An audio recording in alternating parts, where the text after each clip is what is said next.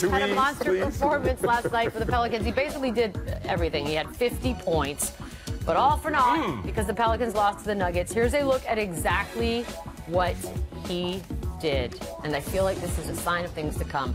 Those are numbers, people, and they're all quite good, and it's still in a losing try, LZ. Maybe if he had hit that free throw. Okay. Oh, God, that one free throw he missed, and that's the game difference. I feel so bad for Anthony Davis. I really do, because I see like a Kevin Garnett thing happening all over again, where the best years are sucked away into some desert island because the GM, the team can't get the right pieces around him. And when you look at that New Orleans team, who's been running the show since Anthony Davis has been there? A man by the name of Dale Demps. Now, why are we talking about Dale Demps? Yeah, why? Well, because he's overseen the last 6 drafts, and he's only got 2 players still on that team. Anthony Davis and Buddy Hield, who he just drafted this year. Exactly. Everyone else is now gone. What does that tell you? Brother can't pick out talent. He can't pick out talent, and they haven't had a big free agent signing since Pedro Stojakovic in 2006. So he can't sign talent. Every sport has this story, though, right? Yeah. That big guy, that name that could have been amazing, but we never really got to see it. Yeah, I mean, you talked about it. You talked about Kevin Garnett. You could talk about LeBron James for a few years there. People were worried, would the same thing happen? You lose that talent because of those surrounding pieces. This year, it feels like this guy's going to get lost. But in the big picture of things changed drastically in the NBA. LeBron changed his own fate. Chris Paul, the great Chris Paul, left New Orleans, became a Clipper, and you see what happened since then. Success has followed him. I'm sorry, how are we defining that? Second round of the playoffs. They're a super team. But the point of it is, in the NBA, because the stars dictate the terms, you can change things. Anthony Davis in his prime could pull a move, get a haircut, and go somewhere else. Leave his hair alone. No, I'm just saying, he can go somewhere else. Get a haircut. Maybe jazz up his brow a little bit. I know. Let's shift to football, shall we? Get a haircut. Tom Brady's been terrific since coming back from his 4-game suspension. In 3 starts, he's thrown 8 touchdowns, 0 interceptions. The Pats are 3-0. Now, he's the betting favorite to win the MVP. Marcellus, how is this fair? He's 3 games in. Why is he at the top of this list? Well, it's obvious, because when he came back from his suspension, he looked around and said no one has stuck their head above the crowd. No one. I mean, Peter King, all due respect, was saying Sam Bradford might be the MVP at that time. Because he's doing things. Yeah, not doing enough. Because guess what? He was easily caught that fast by Tom Brady and surpassed in the MVP conversation. It feels obligatory. This year, it actually feels like we have to give out the MVP. Last year, we couldn't wait till Cam Newton to get the MVP. This year, it just feels like, well, we got this trophy here. We got to write someone's name. Is this not reactionary because people are angry that he was suspended in the first place? Listen, I like Mr. Sunshine Buns as much as everyone else. No, more, I think. I think more than us. More than others. But the reality is that he's thrown for 1,000 yards so far in his 3 games. 400 of them came against the Browns. So let me put the brakes on real quick. That's not right. I'm just saying. You're carving up now game schedule. I'm just saying, pump the brakes on how historic his game is and look at the competition. But his team's doing all right. They were doing all right without him as well. They were perfectly fine without him. You know who actually is the MVP, and the reason why he's not being talked about is Ezekiel Elliott. Why? Because he's a rookie, and only one other rookie in the history of the league has actually won MVP. But if you look at the numbers that he's putting up, and oh, by the way, only once this season did he get less than 4 carries a game, or 4 yards a carry, and that was the one game they lost. Every other game, he's gotten at least 4 yards a carry, and they've won all of those games. Now, I know what you're going to say. What about Dak? Dak is 26th in the league in attempts.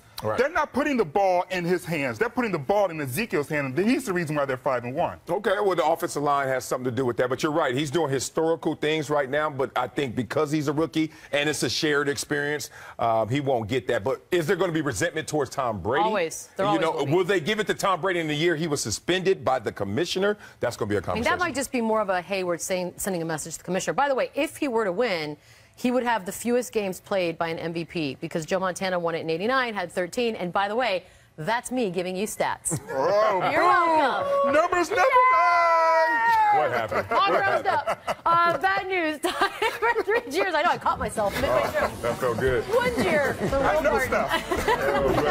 Pelicans. Sometimes you just want to pass the ball.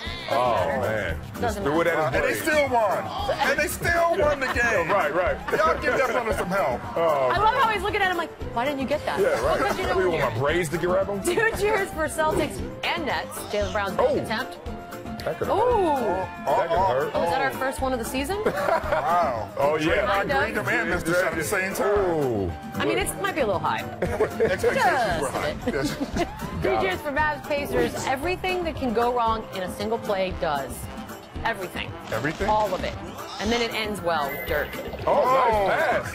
Nice pass. That's that soccer. Dirk is still bend. It's not over, by the way. No, Dirk is still bend over. Oh, Lord. there is your exclamation point. It's the first game of the season. Guaranteed contract. See what you get. Week 8, fantasy football underway tonight. Matthew Berry stopping by to give you his fantasy ballers and fallers. Next. This is Sports Nation.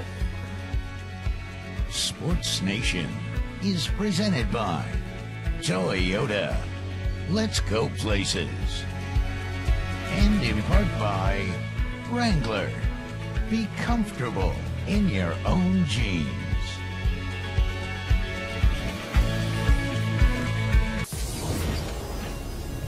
You are watching Sports Nation, presented by Toyota.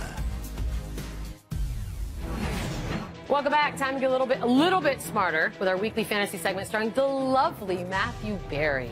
Hi, Matthew. Yep. Yep. Little mic problems. Always fun to do. All right, we're doing baller or faller. What? We'll get through this, guys.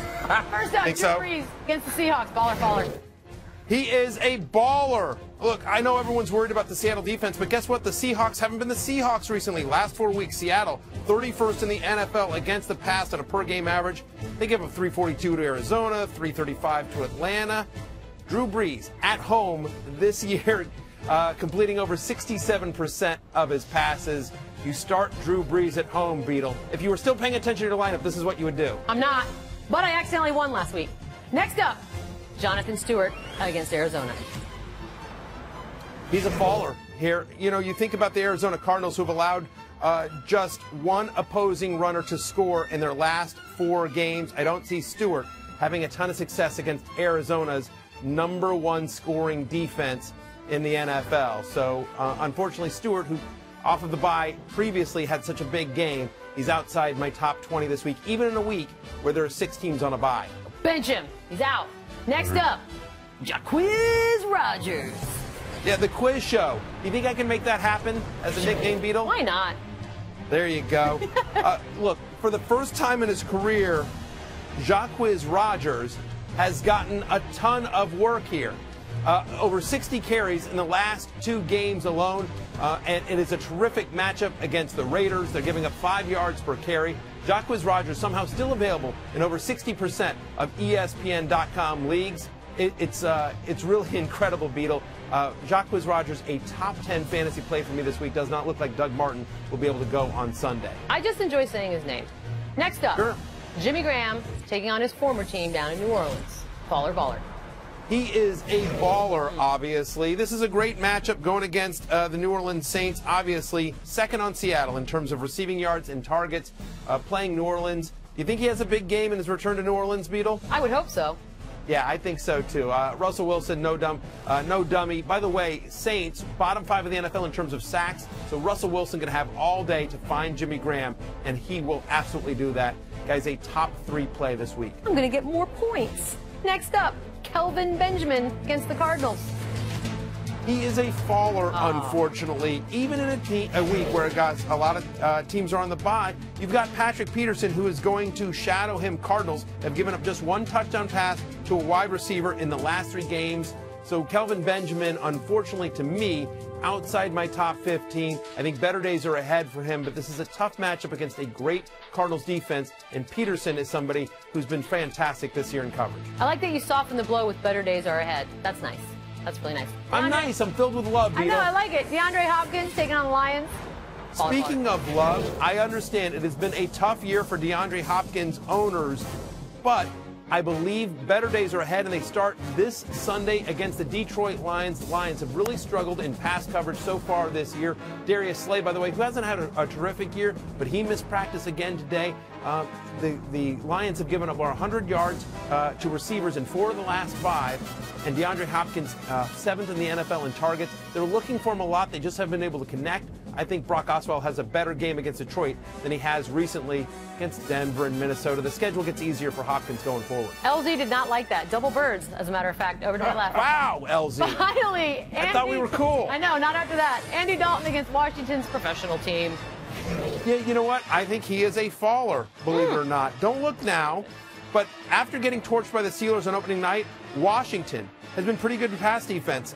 They allowed just 4 touchdown passes in their last 6 games. Just 4 touchdown passes in their last 6. Josh Norman cleared to make the flight. I believe he plays in this game. So the Redskins, who are actually playing pretty good football, I don't think this is a huge game for Andy Dalton. They've struggled in run defense, Washington has. So I think this is a big Jeremy Hill, Giovanni Bernard game. Andy Dalton outside my top 12 for the week. Matthew, you did it again. You made us smarter. Kind of. Yeah, exactly. Yeah, I did a segment of television. That's You what I did. did. And you know what? We've passed 5 minutes. We're good. There you go. We'll see you next week. We're going to be right back. But first, some Fallon NFL superlatives. Here's Eagles safety Rodney McLeod. He was voted most likely to have been told he'd get a lollipop after the photo was taken. Next up is Cowboys center Travis Frederick. He was voted most likely to start a conversation with, so how big is your doomsday bunker? How many generators does it have? Here's Eagles wide receiver Bryce Treggs. He was voted most likely to score a touchdown, then whisper, I am 7 years old. Here we have Jason Peters. He was voted most likely to have his head pop out of his jersey like a whack-a-mole. Wow. Can we see that? Can we see what that looked like? Oh, there you go. Oh, yeah, that's it. That's all right, yeah. Football. Toyota winners and losers. First up, we got a new book out about Brett Favre. He says that when he met Aaron Rodgers, Rodgers said, "Good morning, Grandpa." Rodgers denies it. Who do you believe? I believe Aaron Rodgers. I have a hard time believing the kid went in and dissed him on the But first it's funny. day. Why wouldn't you do that? Oh, that's a great point. Right? Day You're like, what's one. up, Grandpa? Day one, you dissed him. Day one. I buy the story. You don't diss the guy because, 1, you're a rook, but 2, you're coming to take his job. I don't think day one it occurred like that. Oh, see, I take it back. Maybe Aaron Rodgers and I don't know how to read rooms. I think it's funny, and I probably would have done the same thing. Yeah. Loser, all art. Buccaneers players were asked to draw NFL logos from memory. Here are some of the results. Marcellus, quick. What? Give us a Bills mascot, if you will. A Bills mascot? Yes, please. Oh, I got that. Oh, God, Lord. Can he get sued for doing I don't that? know. All right, here we go. I don't have any colors, though. Oh. Y'all ready? What y'all think about that, Bills Mafia? What is that? That looks like That's the Kentucky. bill. Is that a duck? That's the bill. That's a buffalo. You need some more legs? A No, it two-legged doesn't need more buffalo? legs. That's Yeah. not the problem. It's a two-legged buffalo? It looks like an ugly Let's turtle. go, buffalo. Do I got to write bills at the bottom for Well, y'all to it see would it? help, actually. My goodness. man. Winner. Don't put you for 19 Lightsabers. jobs. We've got footage, very exclusive footage from the National Lightsaber League. LZ, you prefer tennis at times? Do you think you would do well in this league because of the sameness? I have no idea what they're I trying to do. like the glow of the saber. I like the out of bounds glowing. That's sweet. But what else is going on? I feel like they should dim the lights to give the effects more oomph. I need to see some Yeah, flipping. exactly. Right? Good You gotta point. Go Yeah. Jedi, go full Jedi. I need you in a robe and flipping around. I took lightsaber lessons for a day. Did you really? Yes, I did. How'd you do? What I was happened? pretty good. Did your life change in any way? Winner. Yeah, look how much happier I am. Winner, creativity, a Texans fan, started a GoFundMe page to buy out Brock Osweiler. Woo! How far along are they? Oh, they got 215. They're almost there. Oh, my. I played for 4 teams. I got cut twice, and nothing's more insulting than that. How much should we? Let's put our money Damn, together. Brock, you sorry. No.